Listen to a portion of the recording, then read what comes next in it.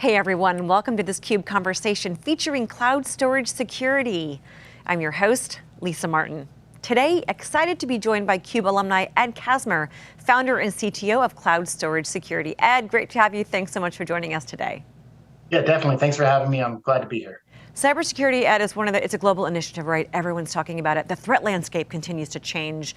The perimeter is porous, it's amorphous. We're seeing cyber criminals continue to focus on storage in the cloud. Cloud application workflows that ingest data from individuals can introduce malware. With that context, Ed, tell us a little bit about cloud storage security. Yeah, definitely. So we are a cloud security company focused on data specifically in the cloud. We're really about trying to give you visibility and control of your data. That's the biggest piece that we see missing. Originally, when we were here a year ago talking to you, it was the conversation about no one's thinking about storage except the bad guys. And now we've seen a fundamental shift between then and now. And it's really at the forefront of how do we protect that data in the cloud. Talk a little bit more about the gaps in the market that you saw with respect to particularly malware, ransomware, and storage in the cloud when you decided to found the company. Certainly. It's so easy to think about how do I protect the endpoints? How do I protect traffic coming in from the outside world and forget about how it's consumed downstream? And so we saw gaps there because the storage itself is being attacked on a very routine basis. And I'm talking about daily, weekly, monthly. Over or nearly 50% of organizations are still being attacked by ransomware every day. A lot of those hit directly in the storage. So we saw that there weren't cloud native tools out there solving the simple task of identifying your storage and securing your storage. And so we really came to market thinking about how can we help you answer the questions? Is my data safe to use? Is it not too sensitive to share? And do I know exactly what I have and where it is? So incredibly important. As we've seen the last couple of years, the cybersecurity landscape is changing so much. Ransomware is a household word. It's now not a if we're going to get hit, it's when, it's how often, it's what's going to be the impact. You mentioned a stat, but share some of the recent market trends. I think you guys have some great stats from Enterprise Strategy Group that I think the audience would be interested to hear. That's right. We've been doing work with them. And if we look across our own customer base, our stats back up their stats as well. So if we look at it, it's nearly half, 47% of organizations are getting attacked very regularly. And as I mentioned before, it's daily or weekly, sometimes monthly, but it's that often. The other pieces that we're seeing are over a quarter of the customers out there are seeing malware move from workloads into their storage, and they're being attacked. That's 27%. And a third of customers have issues with their data really because they don't know what it is. They haven't been able to classify it. They don't understand what it is. And so when they do have breaches or they do have data losses, it's primarily because they didn't know what it was, so they didn't know how to configure it, and they didn't know how to protect it. Is it more of a people problem than a technology problem? Well, I think it's both. As we talk about cloud, you've probably heard this from 100 different interviews that you've done. When you go to cloud and you go to scale, you really have to automate and you have to figure things out. You have to bring the right tools in. So yes, is it a people problem? Yes. Is it a technology problem? Yes, it's both. And you really have to figure out bringing the right tools in, having the right folks set it up, and really get automation in place. We talked about, you mentioned those staggering stats from ESG that almost half of organizations are routinely targeted with ransomware. About almost a third have malware moved to the cloud workloads because of things like misconfigurations, a third or more suffering data loss. How does cloud storage security help organizations start dialing down some of those staggering stats so that they can become far more secure from a resiliency perspective? Yeah, so it's a great thing to try to have to figure out, and luckily we're here to help folks figure it out. I mean, you really have to think about what do I have and where is it? How is the data coming into the environment? And so we've put tools in place that give you visibility and control over that data. We'll tell you what you have, where it exists, what types of configurations are on it. But the other piece that we're missing, because that's still part of the configuration aspect, was that initial touch of the data. So we've come from a different focus on how we help people protect their data. We came at the lowest level. We started at the data itself. Is it clean? So we scan it for malware. there's not real good native solutions out there for that. Is it sensitive? We do classification on that. So we build at the data, and now we add layers on top of that to then say, okay, we've got potentially dirty data, potentially sensitive data. Let's check the configuration of it. Is it public? Is it private? Who has access to it? How old is it? Are we keeping around data longer than we need to be? And so we've kind of built from the initial scanning outwards to help add value around that data security control. Let's talk about specifically the work that you're doing with AWS. How is cloud storage security protecting AWS storage services for your customers? So data is data. It comes in lots of different ways. And so the question is, how does the data come in? And if you look at it, and we'll talk about it later in the context of a customer as well, we see many ways for that data to come in, whether that's a direct copy and upload, whether that's a front-end application that end users interact with, if it's data ingestion pipelines. But one of the things that we've seen recently is a massive uptick in managed file transfer. So we intentionally put an integration together with the AWS transfer family to help protect and secure that. You would think a 50-year-old technology is more on its way out than on its way in, but there's massive spend in the ecosystem right now on managed file transfer. And the biggest thing is, how do I make that more secure? And so the notion of being able to scan for malware and classify the data as it comes in through that standard protocol that people have been using for decades was a big thing. And so we intentionally did that integration, put it together, and now you can ensure that, one, the transfer of the file is secure, but also the endpoint, you know exactly what's going on in that data. What are some of the data security risks that come into play for customers when transferring files, and how does the integration with AWS Transfer Family eliminate those for your customers? Yep, that's a great question. So ultimately, why do people use managed file transfer? It's typically for either large scale business to business headless transfers of data, or it's the notion that you have a distributed workforce out there that needs to send data and you don't have control over that workforce, whether that's the general contractor sitting in the front seat of his truck at a job site, or whether that's some other employee in another part of the world that doesn't have direct access and needs to go through that mechanism. The idea there is you have no control over where and how this data is coming from. There's a standard saying that no data should be trusted. There's no good data out there until you've actually scanned it and validated it. So the notion of the concerns are, where did it come from? Are my users safe? Are the third-party businesses safe that are sending me that data as well? And so it's a force multiplier that you have to touch that data. Right. So then when you're in customer conversations, data management is complex, the cloud is complex. What are some of the core tenets of good data security management that you talk about when you're in customer conversations? Yeah, initially it was, can I even tell what my data is? It really boils down to, there's 5 main tenets. The first would be visibility. So do I know what I have? Do I know where it is? Is it in one account? Is it in many accounts? Is it one type of data, or is it many types of data? So the notion of having global data visibility. The second is a hygiene issue. And hygiene comes down to how old my data is, how often is it being accessed, is it hot or cold? If you look at, we've been in this industry a long time. I have, at least I should speak for myself. And I've seen, whether it's people focused on compliance, you don't want to keep data around any longer than you have to. So the notion of hygiene brings in the idea of, how often is my data used, and can I get rid of some of that? Because if you ever do run into an issue, all the data that you have around will be requested. And if you've intentionally gotten rid of it because you're following your own compliance rules, that's a smart move to make on that as well.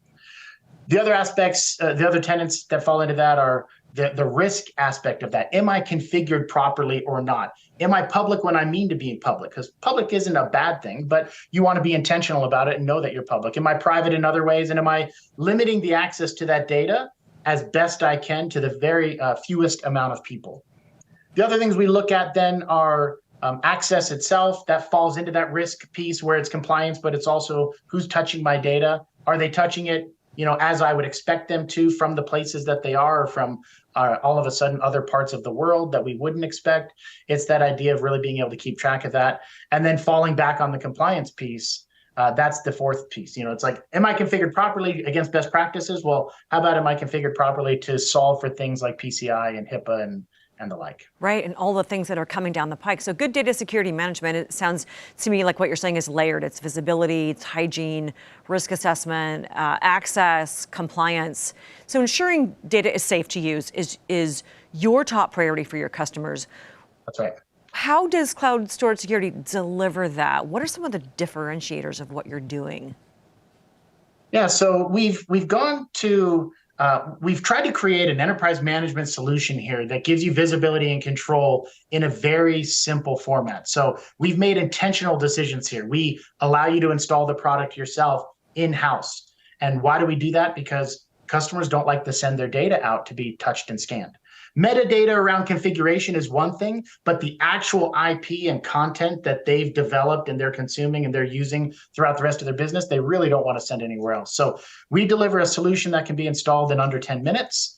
It's very simple to get up and running. It's highly scalable, and we'll look at all of your data everywhere it is and report back to you on what you have, and then give you the ability to really add point and click protection. I want to protect this. I don't want to protect that. This is what I should protect because it's public or misconfigured. Let's go chase that down and get it all figured out. And so that's been our goal: is simplicity. The idea of bringing all of these core tenants into one spot, giving you data residency and control, chain of custody aspects, and then we also are ones that we want to bring in the highest efficacy possible. So we bring multiple engines together, and any of the data that you're scanning, we can touch with different engines and give you different results. Speaking of results, do you have a favorite customer story that you think really shines a light on the value proposition of cloud storage security, what you're delivering for customers? Sure. So, and on top, on the customer results side of things, it's interesting because as we saw with the ESG stats earlier, our numbers back this up as well. If you look at what we've scanned so far, it's petabytes of data. It's over 5 billion files on behalf of customers today. And 1 out of 2 of our customers finds malicious content in their environment. We found tens of thousands of pieces of malicious content across cloud storage on behalf of our customers today. So it's a massive thing. Now, if we focus in on one particular customer, we have a large financial services customer that's migrating petabytes and petabytes of data and bringing it in. They have a requirement to scan every bit of data that gets migrated in from other companies, whether that's through M&A or whatever it happens to be. What's interesting about these guys is that they really use the full breadth of the AWS services that are out there. So they are a transfer family shop. They're also a data sync shop, and they also leverage the Snow family. So I love the notion of data, of a suitcase going to a place, filling it up with data, bringing it back, and then transporting it all in. And so they use all of these avenues, but one goal in mind has to come at the end, and that is my data safe to use, and is it sensitive or not, so I can quarantine it in the right ways. And so this financial services company going through massive migrations right now, as I said, petabyte scale, billions of files themselves. And it's really this notion of, hey, I've got all this data, I've got it coming in 10 different ways. How can you help me protect it? And so these guys are a perfect example of taking advantage of every aspect of AWS and really the large scale, because they're doing things over weekends where they bring petabytes of data in over weekends, and they have to scan, those petabytes and those billions of files in a single shot there. So high scalability, high security, and a lot of flexibility. Incredibly important for financial services organizations. I can also imagine healthcare, manufacturing, retail, really every industry. No one is safe from malware and ransomware. It's everywhere. And I'm sure you have a spectrum of customers across all the industries. From a tech perspective, kind of double click on what you're supporting today in AWS storage so the audience understands what they can work with you on. Sure. Our goal is to cover all unstructured data. And so today for unstructured data, we have S3, we have WorkDocs, which is a file sync and share, Amazon's file sync and share, WorkDocs. We have Elastic File System, and we have Elastic Block Storage, also known as EBS and EFS. And the notion there is data comes in many formats. It's stored, but this is a lot of file content. And so we want to be able to help them protect across the entire storage mechanism that they're leveraging. So S3, WorkDocs, EBS, EFS.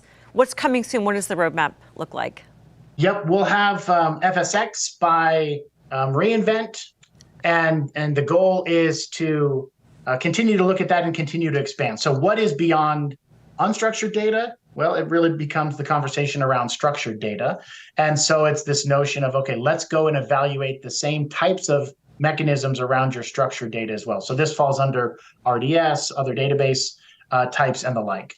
And then if you look at additional context and capabilities, it's always around making things simpler and giving you more visibility and control. So as we discussed in those 5 core tenets, those are one of those things that are never completed. And so we started here and we're working our way up and out to continually add really the so what of it. Yeah, you can tell me that I've got some things over here, but what do I really want to know about that? Well, you want to know whether it's safe or you want to know whether it's configured properly and is it following all of your standards? And so we're adding more and more around that. Awesome. Lots more to come. We'll be keeping our eyes peeled for reInvent just in a couple of months from now. Where can the audience go to find more information about cloud storage security? Where can customers access the technology? Certainly. So you can land on our website, of course, cloudstorage.security.com. Go check all of that out. If you want to touch the product, we offer free trials through the marketplace. So go to AWS Marketplace and find us there. We're in one of the top 20 found solutions on there, which is fantastic. And you can start a 30-day trial, which covers an amount of data. Any of the services that we offer, whether that's just malware scanning, whether that's data classification, or whether it's the integration with Transfer Family directly, all of those are sub 10-minute installs through a trial on the marketplace. Our help docs and everything else are wide open, so you can do that without having the product installed. If you want to understand our architecture and other things, feel free to go out there and check it out. And you can always email into info or sales@cloudstorage.sec.com, and we're here to help you guys out. Awesome, Ed. Thank you so much for coming back on theCUBE, really sharing what cloud storage security is doing to help organizations really dial down the risk, the continuous risks that are out there with respect to malware, ransomware in cloud storage. We appreciate your insights and your time. Thank you. I appreciate it. Thanks. All right. We want to thank you for watching and remind you to keep it here for more action on theCUBE. You can find all of our content online at thecube.net, all of our editorial related to interviews on siliconangle.com. You're watching theCUBE, the leader in hybrid tech event coverage.